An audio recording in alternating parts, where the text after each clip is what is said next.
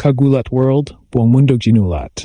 Isang dambuhalang Asian sanib puwersa ang sasabog sa WTA 500 Abu Dhabi Open.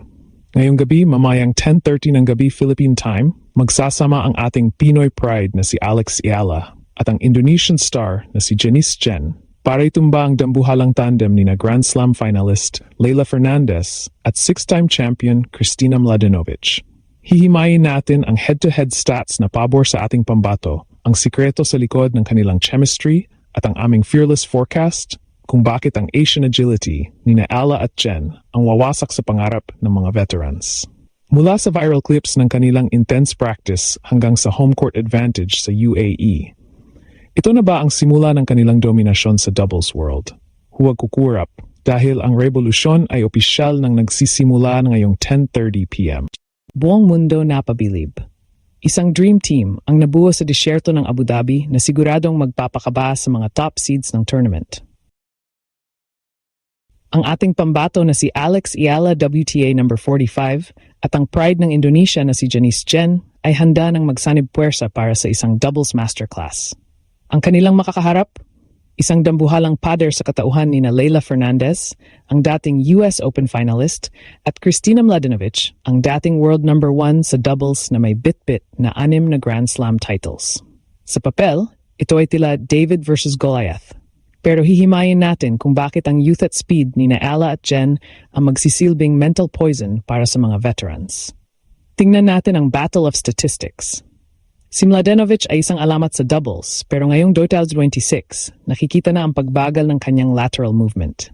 Sa kabilang banda, sina Ala at Jen ay nasa kanilang physical peak. Si Janice Jen, na bida sa NCAA at SE Games, ay kilala sa kanyang net aggression, habang si Alex naman ay bit-bit ang kanyang laser ground strokes mula sa baseline. Ang tandem na ito ay perfect balance, ang lakas ng Pilipinas at ang liksi ng Indonesia.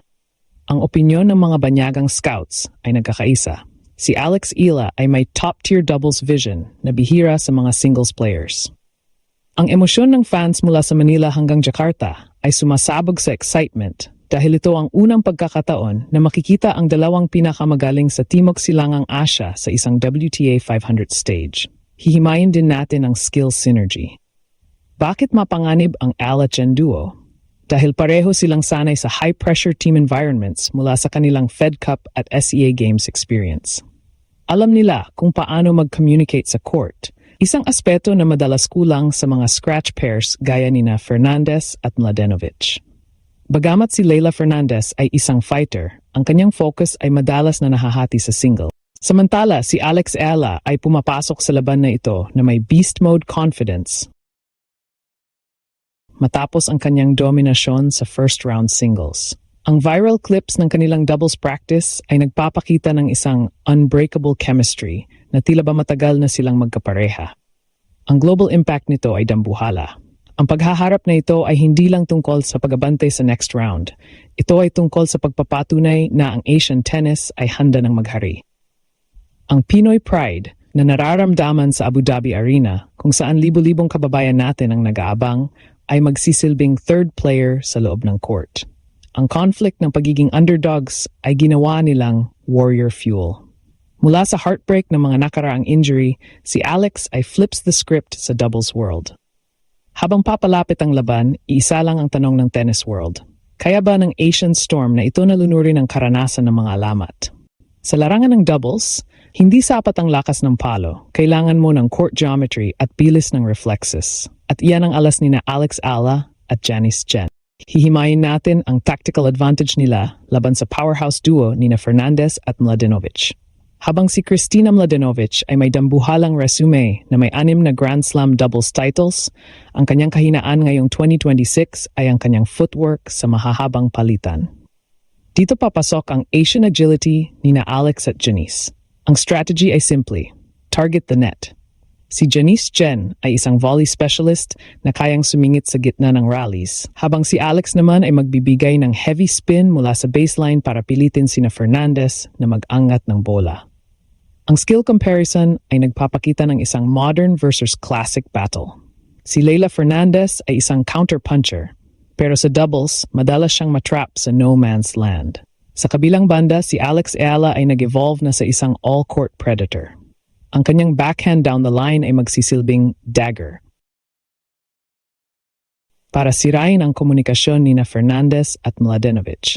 Hihimayin din natin ang synergy fact. Ayon sa mga insider reports mula sa practice sessions sa Abu Dhabi, ang chemistry ni Ala at Jen ay tila ba telepathic. Dahil parehong lumaki sa Asian tennis circuit, alam nila ang galaw ng isa't isa. Isang bagay na hindi basta-basta makukuha ni Fernandez at Mladenovic na bago pa lamang nagkakapareha. Dito na tayo sa ating fearless forecast. Bakit mananalo sina Ala at Jen? The home court energy, ang UAE ay naging extension ng Maynila at Jakarta. Ang bawat puntos ni Alex at Janice ay sasabayan ng dagundong ng libo-libong fans. Ang pressure na ito ay nakaka-rattle kahit sa mga veterano.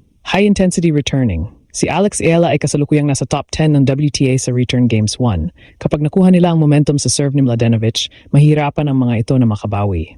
Mental grit. Matapos ang injury scares ni Alex sa Manila, nakita natin ang isang unbreakable Alex. Wala siyang takot na makipag-upakan sa net, at ang youthful energy nila ni Janice ang magpapatakbo sa tempo ng laban. Ang opinyon ng mga experts ay nagsisimula ng humilig sa ating pambato. Pagamat sila ang underdogs sa papel, ang emosyon ng fans ay pure adrenaline. Nakikita natin ang simula ng isang Southeast Asian empire sa WTA doubles. Ang global impact nito ay dambuhala.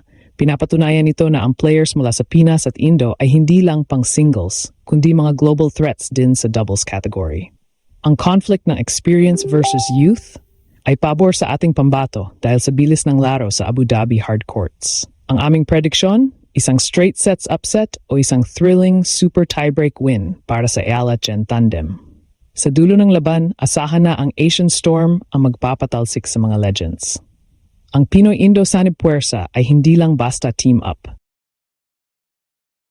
Ito ay isang revolusyon na magpapakita sa buong mundo na ang kinabukasan ng tennis ay narito na sa Asia. Handa na ba kayong makita ang pagbagsak ng mga higante? Dahil sina Alex at Janice, hindi lang sasabak. Sila ay mananakop. Bilang konklusyon, ang pagsasanib puwersa ni Alex Ayala at Janice Jen ngayong 10:30 p.m. ay hindi lang isang laro, kundi isang pahayag ng Asian dominance sa pandaigdigang entablado. Sa kabila ng dambuhalang karanasan ni Fernandez at Mladenovic, ang beast mode na enerhiya at unbreakable chemistry ng ating pambato ang magsisilbing susi sa isang makasaysayang upset. Ang bawat palo ni Alex at Janice ay bit-bit ang pangarap ng dalawang bansa na nagnanais maghari sa WTA.